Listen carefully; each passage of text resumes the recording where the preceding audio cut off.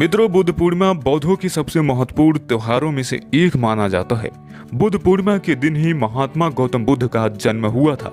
इसी दिन उन्हें ज्ञान की प्राप्ति हुई थी और इसी दिन उनका निर्वाण भी हुआ था। महात्मा गौतम बुद्ध के जन्म के उपलक्ष्य में ही बुद्ध पूर्णिमा मनाई जाती है।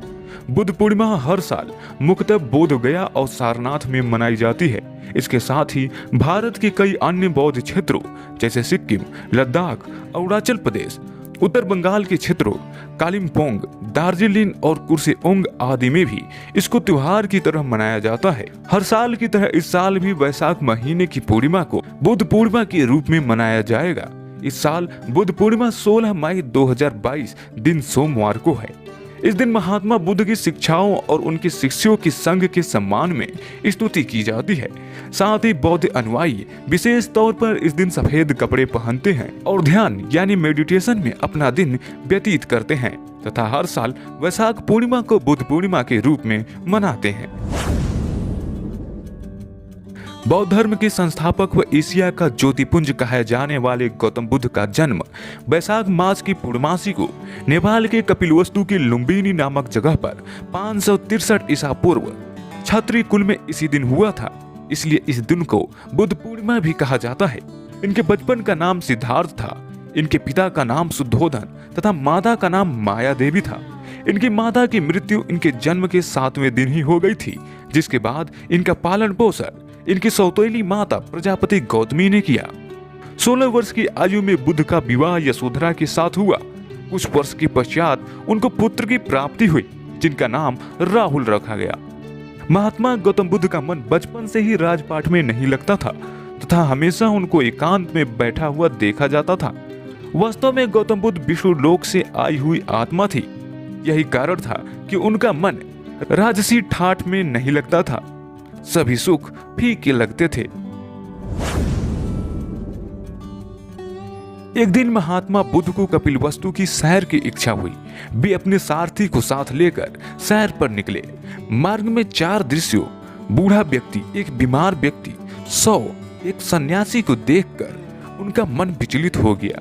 तो सारथी ने उन्हें बताया कि यह जीवन का कटु सत्य है। हर व्यक्ति को एक दिन बूढ़ा होना है और बुढ़ापा अपने साथ रोग लेकर आता है। इसके पश्चात मृत्यु का आना भी एक परम सत्य है। इन दृश्यों को देखने के उपरांत बुद्ध ने इस जन्म मरण के चक्र और मनुष्यों के दुखों का कारण और उसका समाधान ढूंढने के लिए व्याकुल हो उठे। बुद्ध अपने महल आए, सब कुछ भोग विलास त्याग कर सन्यासी बनने का मन बना लिया। वह अपनी पत्नी यशोधरा व पुत्र राहुल को छोड़कर 29 वर्ष की अवस्था में वन में चले गए। बौद्ध धर्म में उनके गृह त्याग को महाभिनिष्क्रमण भी कहा गया। बुद्ध ने कई वर्षों तक कठोर तप, हठयोग साधना की। लगभग 35 वर्ष की अवस्था में गौतम बुद्ध को बोध गया में बोधि वृक्ष के नीचे कुछ ज्ञान की प्राप्ति वैशाख महीने की पूर्णिमा को हुई। इसलिए बौद्ध अनुयायी हर साल वैशाख पूर्णिमा को बुद्ध पूर्णिमा के रूप में मनाते हैं। अब महात्मा बुद्ध कौन था? ये स्वर्ग लोक से आया हुआ प्राणी था। पिछले पुण्यकर्मी प्राणी था। राजा का लड़का था।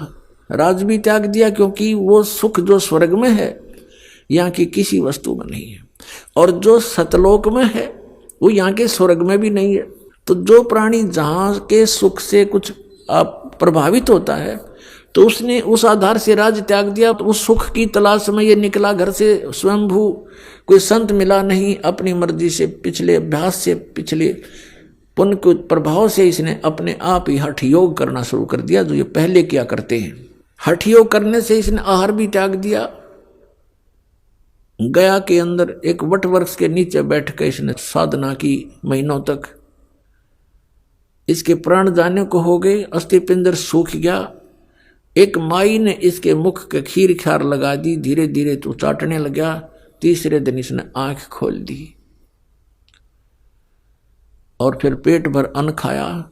उसके बाद इसने अपना अनुभव सुनाया। वेदों और गीता को आधार नहीं रखा। इसने बना दिया विधान के starvation could not lead to salvation, कि भूखा मरने से भगवान प्राप्ति नहीं हो सकती। बस इतना ही विधान पाया इसने इतने दिन डरे ढोकर। अंत में इसने फिर इसके वचनों में इतना प्रभाव था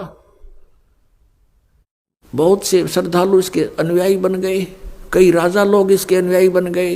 अहिंसा मत करो, किसी को दुख ना दो, ये नियम बना दिए। लेकिन जो नियम आत्म कल्याण का था उसके पास था नहीं। इनके वचनों से प्रभावित होकर लाखों व्यक्ति इनके साथ हो लिए और उनके द्वारा बताई गई भक्ति विधि से आध्यात्मिक लाभ न होने से अब महात्मा बुद्ध के अनुयायियों ने यही मान लिया कि भगवान कहीं नहीं है। पूरा चीन नास्तिक हो गया। विश्व की आधी आबादी लगभग चीन के अंदर बताते हैं, और वो सारा नास्तिक, क्योंकि महात्मा बुद्ध का अनुयायी था।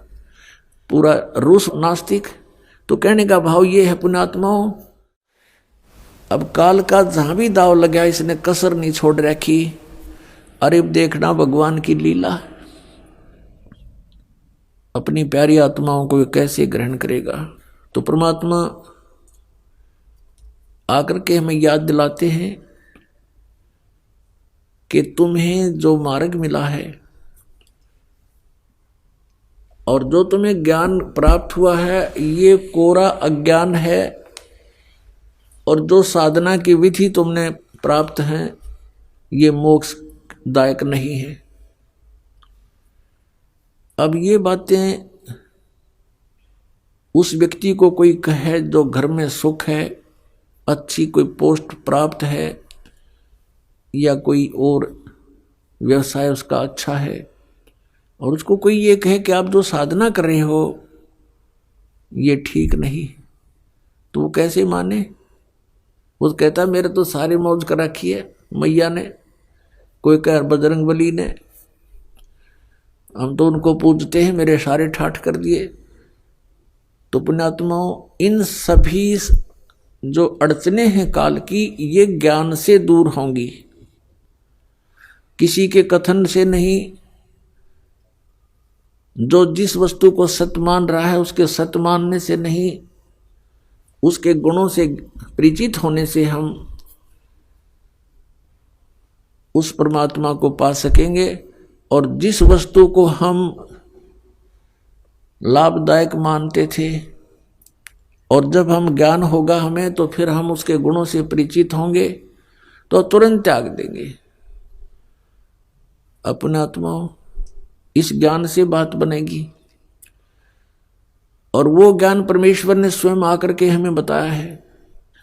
परमात्मा कहते हैं मैं रोवत हूं सृष्टि को, सृष्टि रोवे मोहे, कहे कबीर हमरे वियोग को समझ न सकता कोई।